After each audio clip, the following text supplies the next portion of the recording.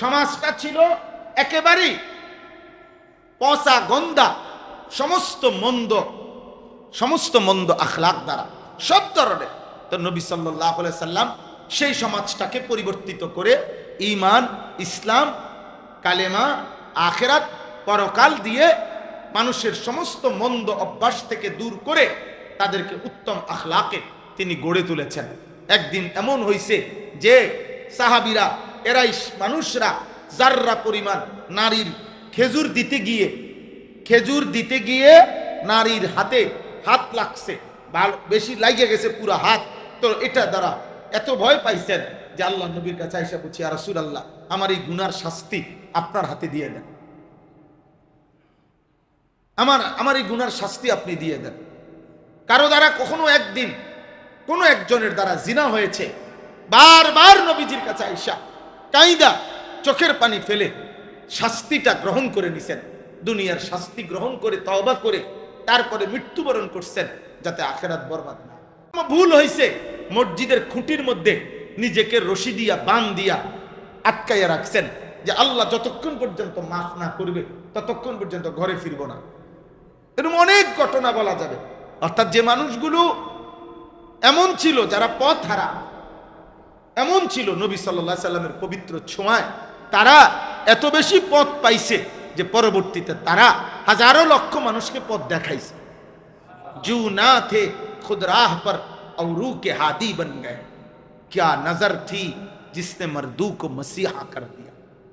একদিন যারা পথ হারা ছিল, হে নবী আপনার ছোঁয়ায় আজ তারা পথ দেখা, আজ তারা কি দেখায়? পথ দেখা।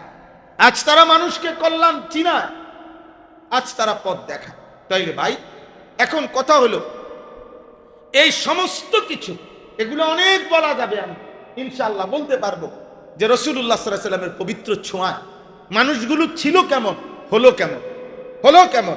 তো সমস্ত অশ্লীলতা, সমস্ত বেহায়াপনা, সমস্ত নোংরামি, সমস্ত অসভ্যতা, সমস্ত জাহিলিয়াত, সমস্ত পাপ মন্দ কর্ম থেকে সংশোধন করে তিনি আলোকিত মানুষ গড়ছেন, সুন্দর মানুষ গড়েছেন, পরিবর্তিত সমাজ উপহার দিয়েছেন, সংশোধিত সমাজ উপহার দিয়েছেন।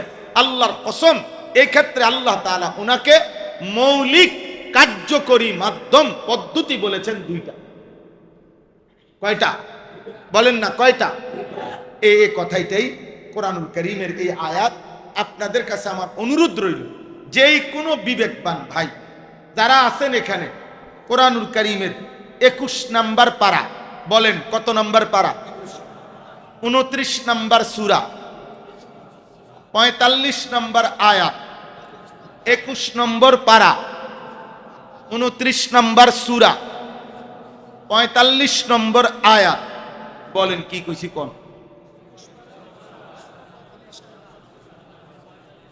এই একটি আয়াত আপনাদের কাছে অনুরোধ রইল, কমপক্ষে তাফসিরে মাআরিফুল কোরআনে হলেও মুফতি শফি রাহমাতুল্লাহর লিখিত তাফসিরে একবার হলেও পড়বেন। বলেন ইনশাআল্লাহ। না বসতেই আজ আমাদের হালাত হলো পাঞ্জাবিওয়ালা পাঞ্জাবি ছাড়া গুনাহ আমরা বরাবর করে ফেলতেছি, খামখেয়ালি আমরা বরাবর করতেছি। এটাই হলো বড় ফাসিক ফুজ্জারদের কর্ম। আমাদের পরবর্তীতে ধীরে ধীরে নেককারদের কাছেও পছন্দনীয় হয়ে যায়। সবাই একটা না একটা জোড়াতালি দিয়া এটার মধ্যে বৈধতার কোনো না কোনো কিছু খুঁজে নেয়। এই জন্য দয়া করে ভাই, এটা করা যাবে। মূলত আল্লাহর কথা মনোযোগ দিয়ে শুনতে হয়, আন্তরিকতা নিয়ে শুনতে হয়, তাইলে ফায়দা।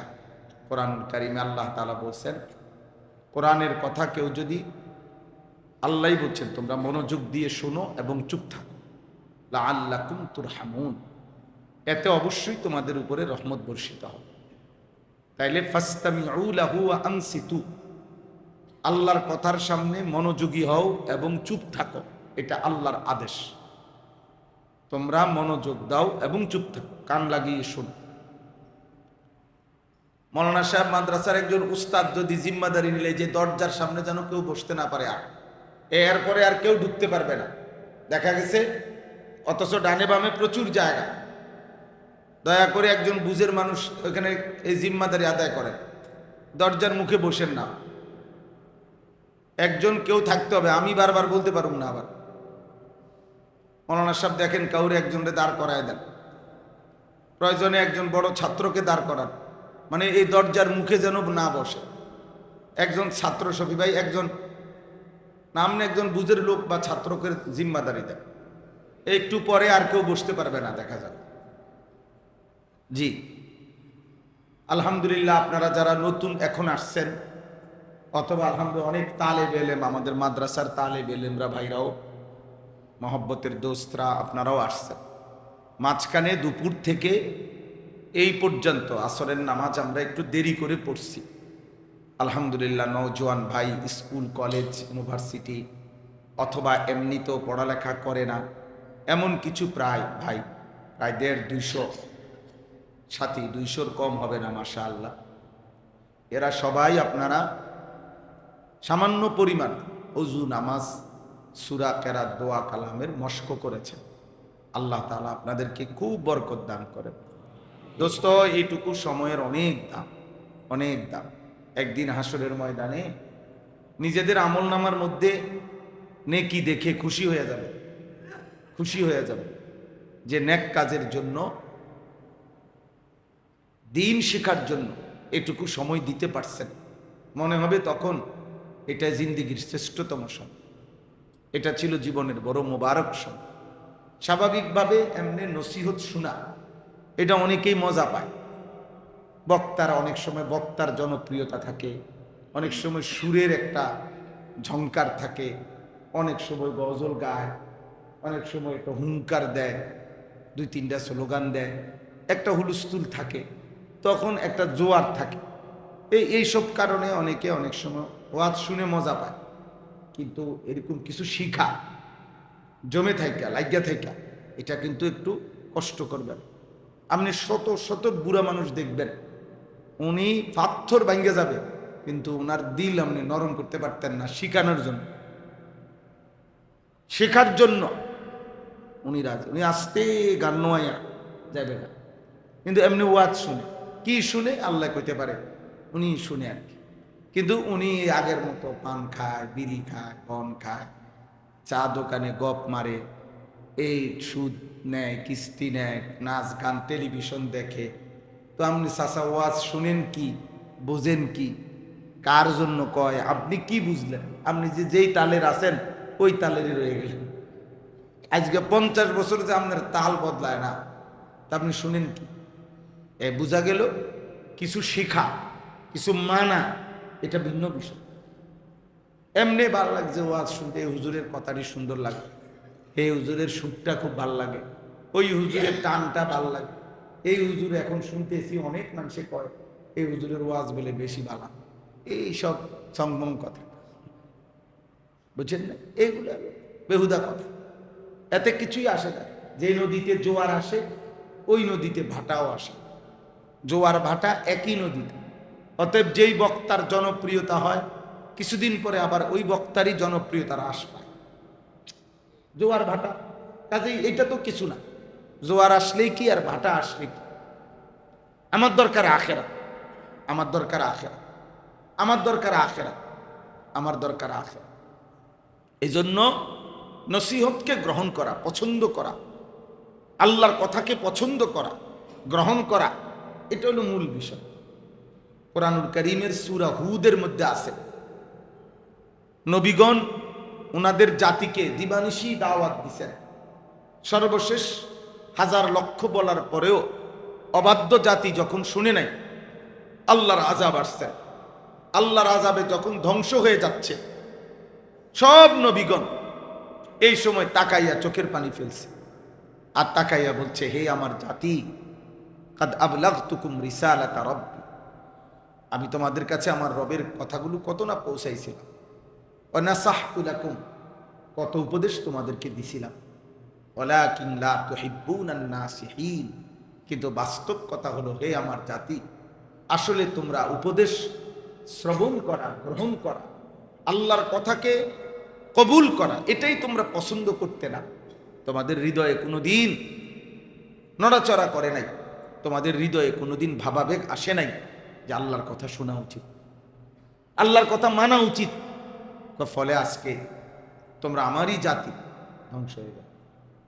স্বাভাবিকভাবেই যে জাতির উপরে কোনো নবী 100 বছর 200 বছর 300 বছর মেহনত করছেন, তো ওই জাতির ধ্বংসের মুহূর্তে ওই নবীর কলিজায় ব্যথা লাগারই তো কথা, ব্যথা লাগার কথা না, মায়া লাগারই তো কথা যে হায় এই মানুষগুলোকে আমি দিবানিশি বুঝাইতে চাইছিলাম, কিন্তু এরা আমার কথাকে ঠাট্টা করছে, ঠাট্টা করছে। কোরআনে আছে নূহ আলাইহিস সালাম বলতেন, ইয়া কওমি লাইসা বি দালালাতুন ওয়ালাকিন্নী রাসূলুম মির রাব্বিল আলামিন। হে আমার জাতি, আমি পথহারা নই, আমি আল্লাহর রাসূল, আমি আল্লাহর রাসূল। এভাবে নবীগণ বলতেন। শুআইব আলাইহিস সালাম বলছেন, ইয়া কওমি লাইসা বি সাফাহাতুন। হে আমার জাতি, আমি নির্বোধ নই, আমি বোকা নই। মানুষ বলে না যে হুজুর মানুষ বুঝে কি আর, বোকা মানুষ না রে আব্বা, বোকা না। আলেমে দ্বীন বোকা না। আল্লাহর পথে যে মানুষকে ডাকায়, গুনাহ থেকে যে ফিরাইতে চায়, আখিরাতের দিকে যে পথ বাতলাইতে চায়, সে বোকা হয় না বাপ, সে তার রবের কথা প্রচার করে। উবাল্লিগুকুম রিসালাতি রাব্বি ওয়া আনা লাকুম নাসিহুন আমিন। শুআইব আলাইহিস সালাম বলেন, আমি আমার রবের রিসালাত, আমার রবের কথা আমি পৌঁছাচ্ছি। ওয়া আনা লাকুম নাসিহুন আমিন। শোনো আমার জাতি, আমি তোমাদের জন্য নসিহতকারী এবং আমিন, বিশ্বস্ত নসিহতকারী। এক সুতা আমার জন্য কোনো কিছু বানাইয়া সানাইয়া আমি বলি নাই, আমি বিশ্বস্ততার সাথে আমার রব আমাকে যা বলেছেন আমি কেবল তাই পৌঁছেছি, তাই পৌঁছেছি। এমন কোনো কৌশল করি নাই, এমন কোনো লুকোচুরি করি নাই যার দ্বারা আল্লাহর কথার ভিতরে আমার কথাও ঢুকাইছি যাতে আমারও কিছু মুনাফা আসে, আমারও কিছু মুনাফা আসে, এমন কথা বলি না। বরং নাসিহুন আমিন, উপদেশকারী, উপদেশদাতা, আমিন, বিশ্বস্ত, বিশ্বস্ত। অর্থাৎ কোনো খেয়ানত করি না। রাসূলুল্লাহ সাল্লাল্লাহু আলাইহি ওয়াসাল্লাম আরাফাতের ময়দানে হজ্জের সফরে সাহাবায়ে কেরামকে জিজ্ঞেস করছে, সোয়া লাখ সাহাবী, তোমরা আজকে বলো আল্লাহুম্মা হাল বাল্লাগতু, আল্লাহকে সাক্ষী রেখে বলো আমি কি পৌঁছাইছি? সাহাবায়ে কেরাম বলতেছিলেন, না, কাদ বাল্লাগতার রিসালা, আপনি আল্লাহর পক্ষ থেকে আপনার রিসালাতের দায়িত্ব পৌঁছিয়েছেন। ওয়া আদ্দাইতাল আমানা, আপনি আমানত, আপনার উপরে যে আমানত ছিল আপনি তা আদায় করেছেন। ওয়া নাসাহতাল উম্মাহ, আপনি উম্মতকে যথোপযুক্ত নসিহত করেছেন। ওয়া কাশাফতাল গুম্মা, আপনি সমস্ত কুফর শিরিকের নাফরমানির অন্ধকারকে ভেদ করে আলোকিত করে দিয়েছেন। ওয়া জাহাদতা ফি সাবিল রাব্বিক, আপনি আপনার রবের রাস্তায় জিহাদও করেছেন, জিহাদ করেছেন। এইভাবে সাহাবায়ে কেরাম বলছেন। নবী সাল্লাল্লাহু আলাইহি ওয়াসাল্লাম বললেন, আল্লাহুম্মা শাহাদ, আয় আল্লাহ আপনি সাক্ষী থাকেন, আপনার বান্দা সাক্ষী দিছে, আমি আমার দায়িত্ব আদায় করছি। আল্লাহ তাআলা বলছে, হ্যাঁ বন্ধু, সাক্ষী নয়, ঘোষণাই দিলাম, আল ইয়াউমা আকমালতু লাকুম দীন, আজ আমি দিন পূর্ণ করে দিলাম, আজ আমি দিন পূর্ণ করে দিলাম। আর কোনো দিন আমি নতুন বিধান দেব না, আর কোনো দিন আমি নতুন শরীয়ত দেব না, আর কোনো দিন আমি নতুন কিতাব নাজিল করব না, পূর্ণ করে দিলাম। কিয়ামত পর্যন্তের জন্য যা বলা দরকার, মানবতার হেদায়েত, মানুষের কল্যাণ, মানুষের জিন্দেগির পরিবর্তন, ইসরাফিলের ফু পর্যন্ত সফলতার চাবিকাঠি আমি আল্লাহ চূড়ান্তভাবে সিল মেরে বলে দিই। আর বদলাবো, আর বদলাবো। পৃথিবী যত বদলাক, যুগ যত বদলাক, চাহিদা যত বদলাক, পরিবেশ যত বদলাক, পরিস্থিতি যত বদলাক, প্রেক্ষাপট যত বদলাক, খুব কঠিন হোক, খুব সহজ হোক, যেই কোনো পরিস্থিতিতে আল্লাহ তাআলা বলেন, ওয়ারাদিতু লাকুমুল ইসলামা দীনা, আমি ইসলামকেই একমাত্র দিন হিসাবে পছন্দ করে দিলাম। এজন্য প্রিয় বন্ধু আমার, ভাই আমার, দোস্ত আমার, সময় একদমই কম। আমরা চাইছি আমি বয়ান কম হোক আমার, কিন্তু আমার এই ছোট যে ভাইগুলো, নওজোয়ান ছেলেগুলো আছে, মহব্বতের এই ভাইরা নওজোয়ান, এরা গরমের মধ্যে কষ্ট করে আসছে সেই দুপুর থেকে। আলহামদুলিল্লাহ আমার স্বপ্ন আছে, আমরা চাই যে ইনশাআল্লাহ আমরা 3 দিন ব্যাপী আমাদের পূর্ণাঙ্গ সিলেবাস আমাদের বানানো আছে। আমার একটা ছোট্ট বই আছে আমাদের মাদ্রাসায়, জীবন যেন সাজে সুন্নার ধাঁচে। এই বইয়েরই সিলেবাস, এই 1 দিনের কোর্স, 3 দিনের কোর্স, 5 দিনের কোর্স। আল্লাহ যদি তৌফিক দেয়, কোনোদিন মালিক যদি হায়াত দেয়, তো সারা বাংলাদেশে করতে চাই এটা ইনশাআল্লাহ। সারা বাংলাদেশে মালিক চাইলেই হবে, না চাইলে কিছুই হবে না। তো এই জন্য বললাম আজকে 1 দিনও না, 1 দিনের অর্ধেক অংশ, জোহর থেকে আসর।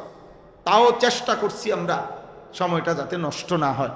এই জন্য আসরের নামাজ একটু দেরি করে পড়ে আপনাদের জন্য আলহামদুলিল্লাহ যে ভাইরা আপনারা কিছু, আমি বলি না কিছু শিখছেন, আমি জানি এত কম সময়ে এত বড় দিন শেখা সম্ভব নয়, কিন্তু অনুভূতি জাগছে কিনা বলেন? যারা ছিলেন তারা বলেন ভাই অনুভূতি আছে কি? এখন আমি দিল থেকে ভেবে দেখেন, আমি তো মনে করি এই আসরের নামাজ যারা এখানে কিছুক্ষণ নামাজ শিখছেন, আসরের সময় একবার হলেও আগের নামাজের চাইতে ব্যতিক্রম একটু ভালো করার কথা মনে হয়েছে কিনা বলেন? কোনো সন্দেহ নাই যে মনে হয়েছে, এটা মনে হয়েছে। এতগুলো কথা হয়তো মনে থাকবে না, আমরাও জানি সবগুলো কথা পুঙ্খানুপুঙ্খ আমরাও বলে শেষ করতে পারি নাই, আরো কথা আছে, আরো কাজ আছে, কিন্তু এই কথাটাই শুধু বলতে চাচ্ছি যে মানুষের আল্লাহ তাআলা কোরআনুল কারীমে বলছে, বন্ধু আপনার সামনে আপনার মাধ্যমে দিন পূর্ণ করে দিলাম, নিয়ামত পূর্ণ করে দিলাম। ওয়া আতমামতু আলাইকুম নি'মাতি, আপনাদের উপরে আমি আল্লাহ নিয়ামত পূর্ণ করে দিলাম। এই নিয়ামত মানে কি? নিয়ামত মানে ভাত, বুঝেন না? নিয়ামত মানে লিচু, আম না। এগুলো যদি ওই সময় পূর্ণ করে দেয় তো অহনার লিচু খাই করতে, বুঝেন নাই? তাহলে তো ওই সময় পূর্ণ হয়ে গেছে, শেষবারের মতো ভাত তরকারি খাইয়া দিচ্ছে না, আমরা এরপরে শুধু বনরুটি খামো, এটা না। তাহলে এখানে নিয়ামত বলতে এই দুনিয়াবি যেই নিয়ামত এগুলো না, এগুলো তো চলতেই আছে। মানে আল্লাহ তাআলা বললেন দ্বীনের নামে, বিধানের নামে, শরীয়তের নামে, হুকুম আহকাম, ইসলামের শরীয়ত, আল্লাহর দ্বীনের, খোদার কসম প্রত্যেকটাই নিয়ামত, প্রত্যেকটাই নিয়ামত। নামাজ নিয়ামত, জিকির নিয়ামত, তেলাওয়াত নিয়ামত, রুকু নিয়ামত, সেজদা নিয়ামত, কোরআন নিয়ামত, আল্লাহর একটা একটা বিধান এটা নিয়ামত, আল্লাহ তাআলার একটা একটা হুকুম এটা নিয়ামত। আল্লাহ বলেন এই হুকুম জারি করার যেই নিয়ামত, বিধানের নামে যেই নিয়ামত, শরীয়তের নামে যেই নিয়ামত, এটা পূর্ণ করে দিলাম, এটা পূর্ণ করে দিলাম, পূর্ণ করে দিল। অতএব আল্লাহ তাআলা আমাদের নবী সাল্লাল্লাহু আলাইহি ওয়াসাল্লামের মাধ্যমে দিন পূর্ণ করেছেন কিনা? কথা বলেন না, দিন পূর্ণ করেছেন? করেছেন। 1 2 নম্বর কথা হলো ইমামে মালিক রাহমাতুল্লাহি আলাইহি, পৃথিবী বিখ্যাত বুজুর্গ, মুজতাহিদ, এই পৃথিবীতে সর্বশ্রেষ্ঠ ফতোয়া দাতাদের মধ্যে, মুজতাহিদ যারা তাদের মধ্যে শ্রেষ্ঠতম একজন তিনি ইমাম মালিক রাহমাতুল্লাহ। 4 মাযহাবের একজন ইমাম তিনি, হানাফি, শাফিঈ, মালিকি, হাম্বলি। এই মালিকি মাযহাবের যিনি ইমাম, পৃথিবীতে এখনো কোটি কোটি ইমানদার মুসলমান আছে ওনার মাযহাবের অনুসারী, ইমাম মালিক রাহমাতুল্লাহ আলাইহি। ওই মাযহাবের বিরোধিতাকারীরা সারা পৃথিবীতে উল্লেখযোগ্য তেমন কোনো অংশ এখনো দাঁড় করাইতে পারে না, চেষ্টা করতেছে। বাকি চেষ্টা করতে করতে আশা করা যায় ফু দিয়ে লাইব ইসরাফিলে, বুঝেন না? ইসরাফিল কি দিয়ে ফেলবে? ফু দিয়ে ফেলবে। কিন্তু মাযহাবের অনুসারী সর্বযুগেই বেশি ছিল, বেশিই থাকবে। তো ইমাম মালিক রাহমাতুল্লাহ আলাইহি আপনার এই ইমাম মদিনার ইমাম ছিলেন, মসজিদে নববীর ইমাম ছিলেন, ইমামু দারিল হিজরা, মদিনার ইমাম বলা হইতো ওনাকে। এবং সারা পৃথিবী থেকে তৎকালীন জামানায় সারা বিশ্ব থেকে ওনার কাছে ছাত্ররা আসতো, তালেব ইলম আসতো হাদিস শিখার জন্য, ফতোয়া শিখার জন্য, মাসাইল শিখার জন্য, দিন শিখার জন্য। এই উনি একটা কথা বলছেন, সোনার অক্ষরে লেখার মতো কথা, স্বর্ণাক্ষরে লিখে রাখার মতো। উনি বলছেন, ও আল্লাহি লান ইউসলিহা আখিরু হাদিহিল উম্মাহ ইল্লা বিমা সালাহা বিহি আউয়ালুহা। এই কথাটা মনোযোগ দিয়া বুঝতে হবে। তিনি বলেন আল্লাহর কসম, এই উম্মতে মুহাম্মদী, আমাদের নবী সাল্লাল্লাহু আলাইহি সাল্লামের উম্মতের কিয়ামত পর্যন্ত প্রত্যেক শেষ প্রজন্ম, প্রত্যেক শেষ জেনারেশন যখন যারা পৃথিবীতে আসে, ওই মানুষগুলো ওই জেনারেশনের সংস্কার, সংশোধন, ইসলাহ, পরিবর্তন হতে পারে না। ওই পদ্ধতি ব্যতীত প্রথম অংশ, এই উম্মতের প্রথম অংশ রাসূলুল্লাহ সাল্লাল্লাহু আলাইহি ওয়াসাল্লামের হাতে যেই পদ্ধতিতে পরিবর্তিত হয়েছে, সংশোধিত হয়েছে, উনি বলছেন আল্লাহর কসম, এর ভিন্ন অন্য কোন পদ্ধতিতে কিয়ামত পর্যন্ত এই উম্মতের কোন তবকা, কোন স্তরের সংশোধন ভিন্ন পদ্ধতিতে হবে না, ভিন্ন পদ্ধতিতে। অতএব রাসূলুল্লাহ সাল্লাল্লাহু আলাইহি সাল্লাম ওনার পবিত্র হাতে সাহাবায়ে কেরাম যেই পদ্ধতিতে চুরি, ডাকাতি, জিনা, ব্যভিচার, মদ, জুয়া, খুন, রাহাজানি, লাম্পট্য, সমস্ত পাপ, যত রকমের পাপ কল্পনা করা যায়, ইবলিসের ভান্ডারে যত শয়তানি আছে, হে কোনোটাই বাকি রাখে নাই। ওই সময় জাহিলি যুগে সব ছিল কি না বলেন না? সব 16 আনা ছিল, 16 আনা ছিল। তো এই সমস্ত পাপের সাগর, পাপের মহাসমুদ্রের মধ্যে দাঁড়িয়ে যেই মানুষগুলোকে তিনি পরিবর্তন করেছেন যেই পদ্ধতিতে, রাসূলুল্লাহ সাল্লাল্লাহু আলাইহি সাল্লাম ওই সমাজ থেকেই তো সাহাবায়ে কেরামের এই জামাত তুলে আনছে। কথা বলেন, ওই সমাজ থেকে আনছে না? ওই পচা গন্ধা সমাজ থেকেই এমন সোনার আলোকিত মানুষ তিনি গড়ে দিছেন। তো এই উনি যেই পদ্ধতিতে আল্লাহর নবী সাল্লাল্লাহু আলাইহি সাল্লাম সাহাবায়ে কেরামের ইসলাহ করছেন, সাহাবায়ে কেরামের জীবন সুন্দর করেছেন, সাহাবায়ে কেরামকে গড়ে তুলেছেন, ইমাম মালিক রাহমাতুল্লাহি আলাইহি স্পষ্ট ভাষায় বলছেন, আজ আল্লাহর কসম, এটা ভিন্ন অন্য কোন পদ্ধতি দ্বারা মানুষের পরিবর্তন কিয়ামত পর্যন্ত হবে না। এটাই পদ্ধতি, যেটা নববী পদ্ধতি। যেটা কি পদ্ধতি?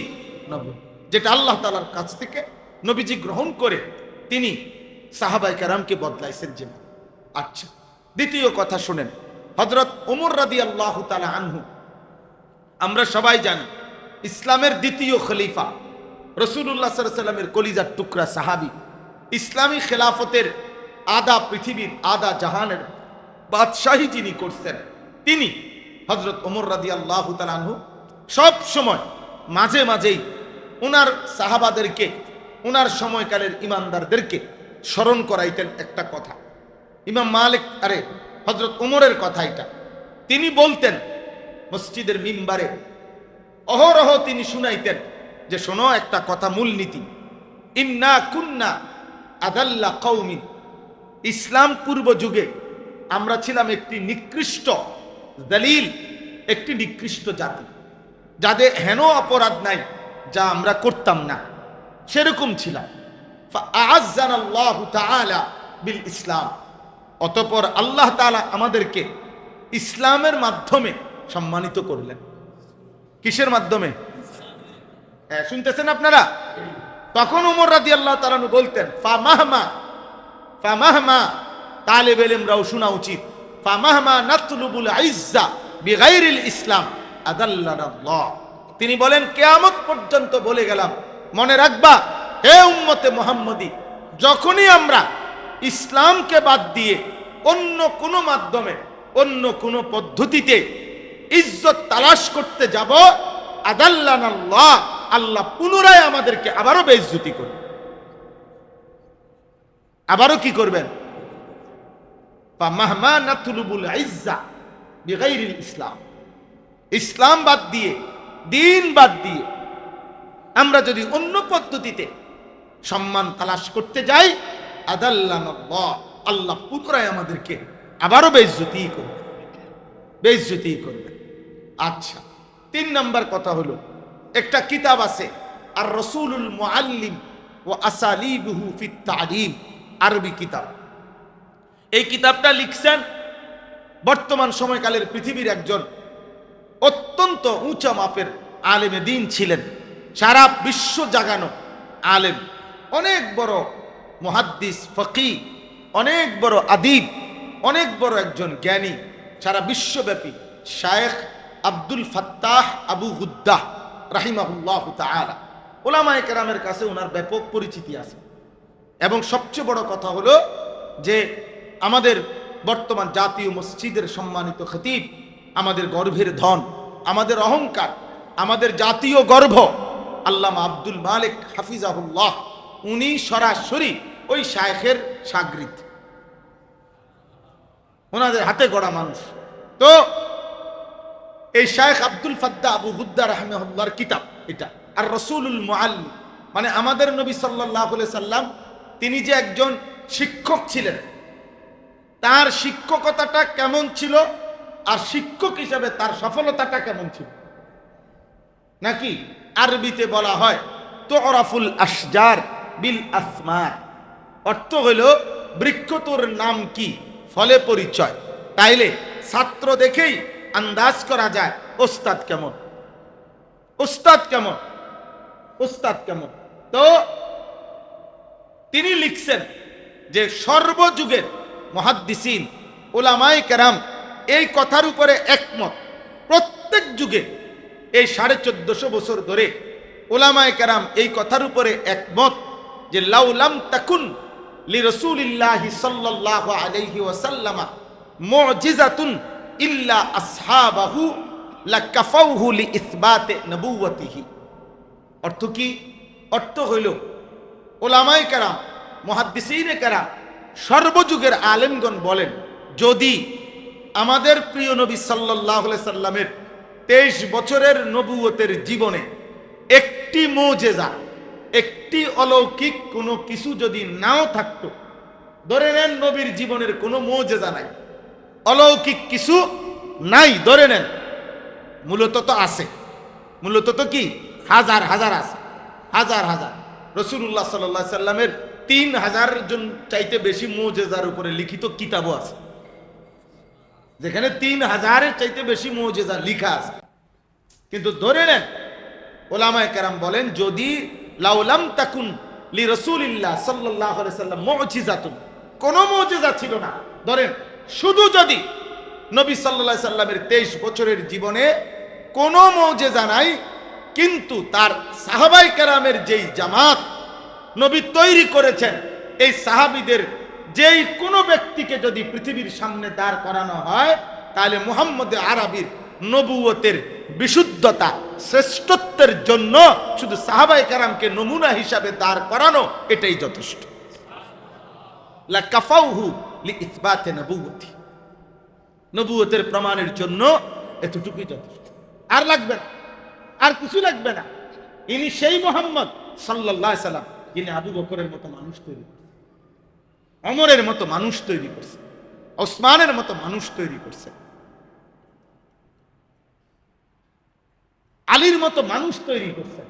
প্রিয় ভাই, ভেবে দেখেন, ভেবে দেখেন, এমন সোনার মানুষ তৈরি করছেন, এমন আলোকিত মানুষ তৈরি করছেন যে পৃথিবীর কোনো মানুষ, পৃথিবীতে আজ পর্যন্ত কেউ এরকম একটি জামাত, একজন দুইজন বিচ্ছিন্ন ভালো মানুষ আছে কিংবা থাকে, কিন্তু একটি জামাত, একটি সংঘবদ্ধ জামাত ঈমানে, আমলে, ইখলাসে, তাকওয়া, তাহারাত, আখিরাত, সকল দিকে ফরায়েজ, ওয়াজিবাত, সুনান, মুস্তাহাব্বাত, সমস্ত গুনাহ, সমস্ত সন্দেহপূর্ণ বিষয় থেকে বেঁচে থাকা, এরকম সকল গুণে গুণান্বিত, ছোট বিষয়টাও ছাড়ে না, বড় বিষয়টাও ছাড়ে না, হ্যাঁ, জীবন দিতেও পরোয়া হয় না, রাত্রি জাগতেও পিছপা হয় না, এমন সর্বগুণে গুণান্বিত একটি জামাত, একটি পূর্ণাঙ্গ দল তৈরি করার ক্ষেত্রে রাসূলুল্লাহ সাল্লাল্লাহু আলাইহি সাল্লামের বিকল্প বা কাছাকাছি এমন কোন নমুনা পৃথিবী আজও দেখাইতে পারে। সুবহান, সুবহান।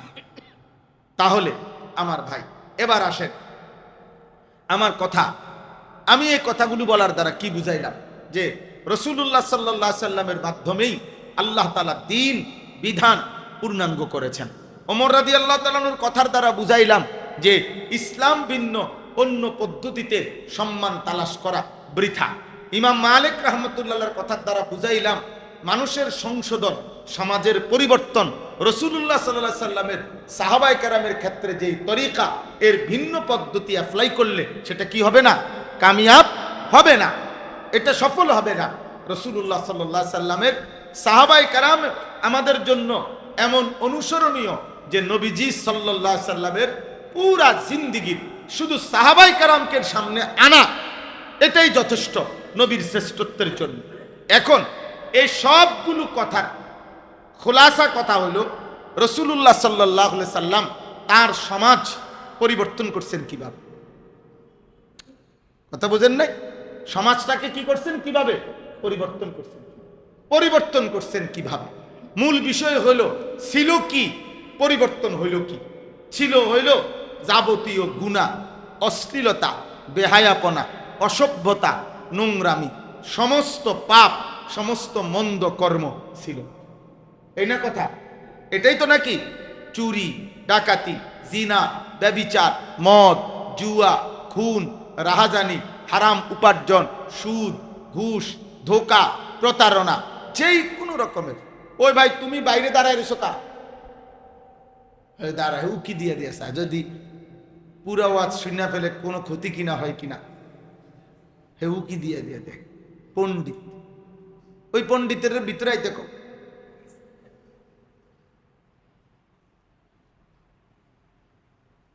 পণ্ডিত মেয়ে বাহিরেও কিতা, তোমার তুমি চিনিয়ে এখন আইসা মাশাআল্লাহ, আর যাতে কেউ ঢুকতে না পারে জায়গাটা দিছ আটকাই, এতে না আসতে এটাই বলা আছে। আই আরো বেজাল করছে, আল্লাহ ভালো করেন, ওরা আমি চিনি। জি, তো বলতেছিলাম রাসূলুল্লাহ সাল্লাল্লাহু আলাইহি সাল্লাম পরিবর্তন করলেন কিভাবে? নবী সাল্লাল্লাহু আলাইহি সাল্লাম তো সমাজটা ছিল একেবারেই পচা গন্ধা, সমস্ত মন্দ আখলাক দ্বারা, সব ধরনের। তো নবী সাল্লাল্লাহু আলাইহি সাল্লাম সেই সমাজটাকে পরিবর্তিত করে ঈমান, ইসলাম, কালেমা, আখিরাত, পরকাল দিয়ে মানুষের সমস্ত মন্দ অভ্যাস থেকে দূর করে তাদেরকে উত্তম আখলাকে তিনি গড়ে তুলেছেন। একদিন এমন হয়েছে যে সাহাবীরা, এরাই মানুষরা যাররা পরিমাণ নারীর খেজুর দিতে গিয়ে নারীর হাতে হাত লাগছে, বেশি লাগিয়ে গেছে পুরো হাত। তো এটা দ্বারা এত ভয় পাইছেন যে আল্লাহ নবীর কাছে আইসা বলছি, ইয়া রাসূলুল্লাহ, আমার এই গুনার শাস্তি আপনার হাতে দিয়ে দেন, আমার এই গুনার শাস্তি আপনি দিয়ে দেন। কারো দ্বারা কখনো একদিন কোনো একজনের দ্বারা জিনা হয়েছে, বারবার নবীজির কাছে আইসা কাইদা চোখের পানি ফেলে শাস্তিটা গ্রহণ করে নিছেন, দুনিয়ার শাস্তি গ্রহণ করে তওবা করে তারপরে মৃত্যুবরণ করছেন, যাতে আখিরাত বরবাদ না। ভুল হয়েছে, মসজিদের খুঁটির মধ্যে নিজেকে রশি দিয়া, বান দিয়া আটকাইয়া রাখছেন যে আল্লাহ যতক্ষণ পর্যন্ত মাফ না করবে ততক্ষণ পর্যন্ত ঘরে ফিরবো না। এরকম অনেক ঘটনা বলা যাবে। অর্থাৎ যে মানুষগুলো এমন ছিল, যারা পথ হারা, এমন ছিল নবী সাল্লাল্লাহু আলাইহি সাল্লামের পবিত্র ছোঁয়ায় তারা এত বেশি পথ পাইছে যে পরবর্তীতে তারা হাজারো লক্ষ মানুষকে পথ দেখাইছে। জু না থে খুদ রাহ পর औरू के हादी बन गए, क्या नजर थी जिसने मर्दू को मसीहा कर दिया।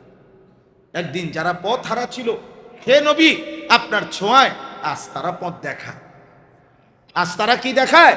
পথ দেখা। আজ তারা মানুষকে কল্যাণ চিনায়, আজ তারা পথ দেখায়। তাইলে ভাই, এখন কথা হলো এই সমস্ত কিছু, এগুলো অনেক বলা যাবে, আমি ইনশাআল্লাহ বলতে পারবো যে রাসূলুল্লাহ সাল্লাল্লাহু আলাইহি সাল্লামের পবিত্র ছোঁয়ায় মানুষগুলো ছিল কেমন, হলো কেমন। তো সমস্ত অশ্লীলতা, সমস্ত বেহায়াপনা, সমস্ত নোংরামি, সমস্ত অসভ্যতা, সমস্ত জাহিলিয়াত, সমস্ত পাপ মন্দ কর্ম থেকে সংশোধন করে তিনি আলোকিত মানুষ গড়ছেন, সুন্দর মানুষ গড়েছেন, পরিবর্তিত সমাজ উপহার দিয়েছেন, সংশোধিত সমাজ উপহার দিয়েছেন। আল্লাহর কসম, এই ক্ষেত্রে আল্লাহ তাআলা ওনাকে মৌলিক কার্যকরী মাধ্যম পদ্ধতি বলেছেন দুইটা। কয়টা? বলেন না কয়টা? এই কথাইটাই কোরআনুল কারীমের এই আয়াত। আপনাদের কাছে আমার অনুরোধ রইল, যেই কোনো বিবেকবান ভাই যারা আছেন এখানে, কোরআনুল কারীমের 21 নাম্বার পারা, বলেন কত নাম্বার পারা? 29 নাম্বার সূরা, 45 নাম্বার আয়াত, 21 নম্বর পারা, 29 নাম্বার সূরা, 45 নম্বর আয়াত। বলেন কি কইছি কোন?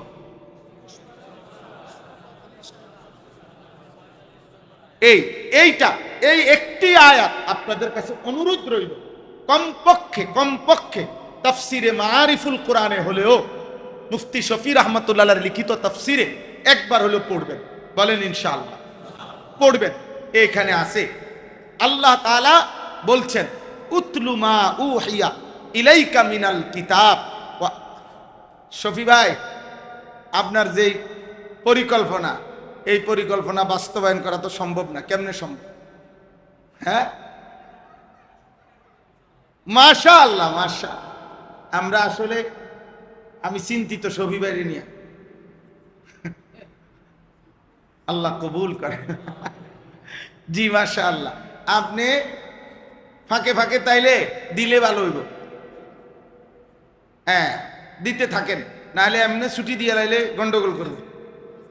জি, আপনারা তাকাইলে তাহলে আপনারা বুঝছে আমারে বলেন যে কি বুঝছেন, শফি ভাইকে কি বুঝাইতে চাইছি, কি বুঝছেন কোন?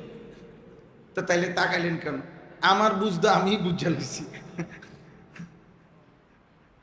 মাশাআল্লাহ। তাইলে শুনেন, সবাই আমার দিকে তাকান, আমার দিকে তাকান।